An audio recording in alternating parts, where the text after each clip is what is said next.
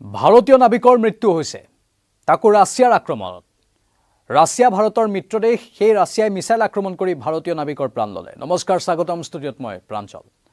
2022 চনৰ পৰা আৰম্ভ হৈছিল ৰাছিয়া আৰু ইউক্ৰেইনৰ যুদ্ধ। সেই যুদ্ধ এতিয়াও চলি আছে, কিন্তু ইমান বছৰে কোনো অঘটন, বিশেষকৈ ভাৰতীয় লোকৰ অঘটন হোৱা নাছিল। কিন্তু এইবাৰ প্ৰথমবাৰলৈ এনে এক ঘটনা সংঘটিত হ'ল, য'ত ৰাছিয়াৰ আক্ৰমণত ভাৰতীয় নাবিকে মৃত্যু সাৱটি ল'বলগীয়া হ'ল। এজন নাবিকৰ অৱস্থা গুৰুতৰ, তেওঁ বৰ্তমান চিকিৎসালয়ত ভৰ্তি বুলি জানিব পাৰিছোঁ আমি। দেওবাৰে এই ঘটনা সংঘটিত হয় আৰু যিজন গুৰুতৰভাৱে আঘাতপ্ৰাপ্ত নাবিক আছে, ভাৰতীয় নাবিক, তেওঁক ভাৰতলৈ উভতাই অনাৰ বাবে এতিয়া ভাৰতে চেষ্টা কৰি আছে যাতে ভাৰতত চিকিৎসা কৰিব পাৰি। সমান্তৰালভাৱে ভাৰতে ৰাছিয়াৰ ওপৰত এতিয়া হেঁচা বৃদ্ধি কৰিছে। ৰাছিয়াৰ উপ ৰাষ্ট্ৰদূতক মাতি আনিছে ভাৰতে, ভাৰতত থকা উপ ৰাষ্ট্ৰদূতক মাতি আনি ককৰ্থনাও কৰিছে আৰু গোটেই কথাবোৰৰ বিতং জানিব বিচাৰিছে আৰু অনাগত দিনত যাতে পুনৰ এনে ঘটনাৰ পুনৰাবৃত্তি নহয় তাৰ নিশ্চয়তা বিচাৰিছে।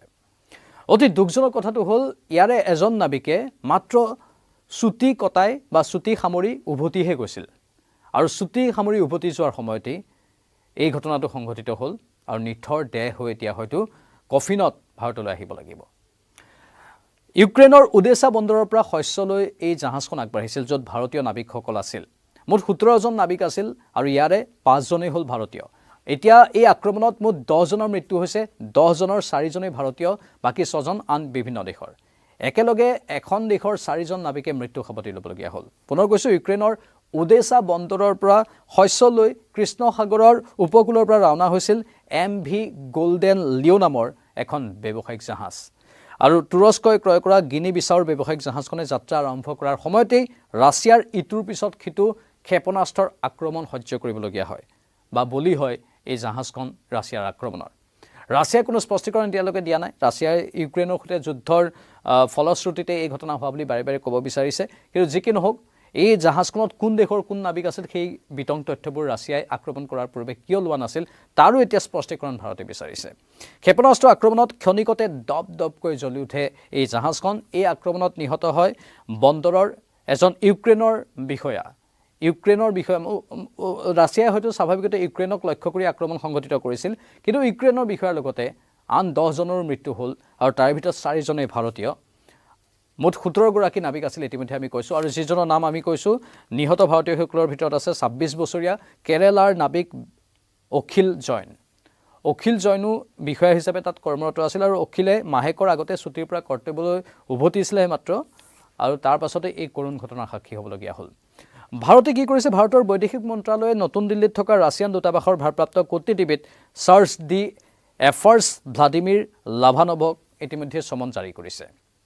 ব্যৱসায়িক জাহাজ আৰু অসামৰিক লোকৰ নিৰাপত্তা সুনিশ্চিত কৰিবলৈ ৰাছিয়াৰ প্ৰতিনিধিগৰাকীক স্পষ্ট ভাষাত সকিয়নি প্ৰদান কৰিছে বৈদেশিক মন্ত্ৰালয়ে।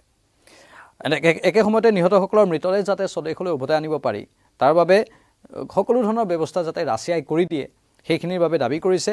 আৰু যিগৰাকী আহত নাবিক, সেই আহত ভাৰতীয় নাবিকগৰাকীৰ উন্নত চিকিৎসাৰ বাবে হয় তাতে কিভস্থিত ভাৰতীয় দূতাবাসে চেষ্টা কৰিব, নহ'লে ভাৰতত আনি হ'লেও চিকিৎসা কৰাব লাগিব।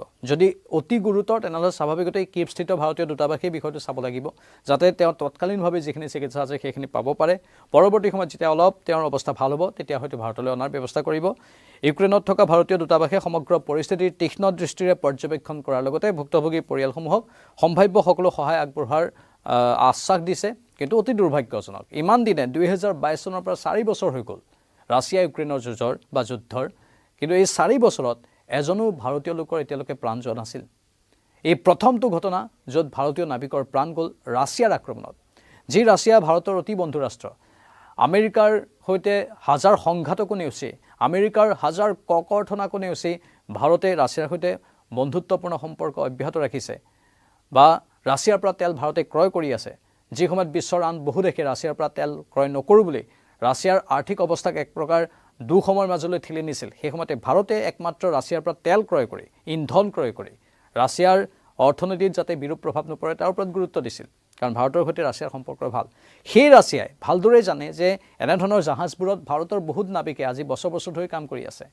তেওঁলোকৰ চোৱাটো দায়িত্ব আছিল যে এই জাহাজখনত প্ৰকৃততে যি 17জন নাবিক আছে, সেই নাবিকসকলৰ ভিতৰত কোনখন দেশৰ কোন নাগৰিক আছে।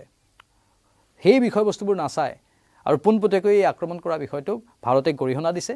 এনেও এনে আক্ৰমণ প্ৰত্যাক্ৰমণক সকলোৱে গৰিহণা দিয়ে, কোনো লোকৰ কোনো দেশৰ মানুহৰ মৃত্যু হ'ব নালাগে সেইটোৱেই সকলোৱে কয়। কিন্তু যেহেতু ৰাছিয়া ইউক্ৰেইনৰ যুঁজৰ মাজত বিভিন্নজন গিনিপিক হ'বলগীয়া হৈছে, সেইটো অত্যন্ত দুৰ্ভাগ্যজনক। সেইবোৰ অৱসান ঘটক সেইটো আমি বাৰে বাৰে কামনা কৰি আছোঁ। আমাৰ নিউজ 18ৰ বহুকেইটা পোনপটীয়া সম্প্ৰচাৰ, আমাৰ নিউজ 18 নেটৱৰ্ক বা বহু আন্তঃৰাষ্ট্ৰীয় সংবাদ প্ৰতিষ্ঠানেও এই ক্ষেত্ৰত মাত মাতি আহিছে, এই যুদ্ধ বন্ধ হ'ব লাগে, হৈ গৈছে আৰু ইমান দিন যুদ্ধ এখন হৈ থকাটো কেতিয়াও উচিত নহয়। ই সাধাৰণ জনজীৱনক ব্যাঘাত জন্মাইছে। এফালে আমি মধ্যপ্ৰাচ্যৰ যুদ্ধ এতিয়া নতুনকৈ আৰম্ভ হোৱাৰ পাছত কেনেধৰণে মূল্যবৃদ্ধি হৈছে সেইবোৰ দেখিবলৈ পাইছোঁ। এইখন যুদ্ধৰো পাৰ্শ্বক্ৰিয়া, ৰাছিয়া ইউক্ৰেইনৰ যুদ্ধৰো পাৰ্শ্বক্ৰিয়া বহু দেশে ভোগ কৰিবলগীয়া হৈছে। এই যুদ্ধবোৰ অন্ত পৰিব লাগে, কোনো লোকৰ মৃত্যু হ'বই নালাগে, সেইটোতো আমি কামনা কৰোঁৱেই।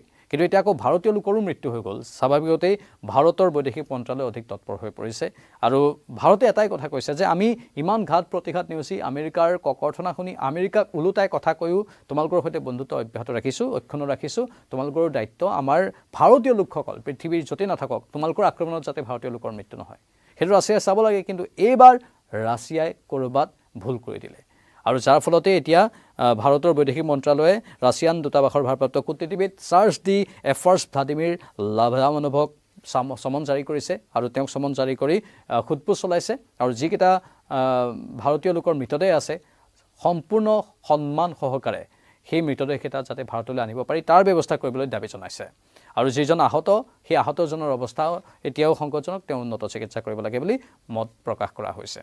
এই ক্ষেত্ৰত আপোনালোকৰ মতামত কি কমেণ্ট বক্সত কমেণ্ট কৰি জনাব। আমি পৰৱৰ্তী সময়তো অধিক তথ্য আনি থাকিবলৈ চেষ্টা কৰিম। চাই থাকক নিউজ 18 অসম নৰ্থ ইষ্ট। নমস্কাৰ।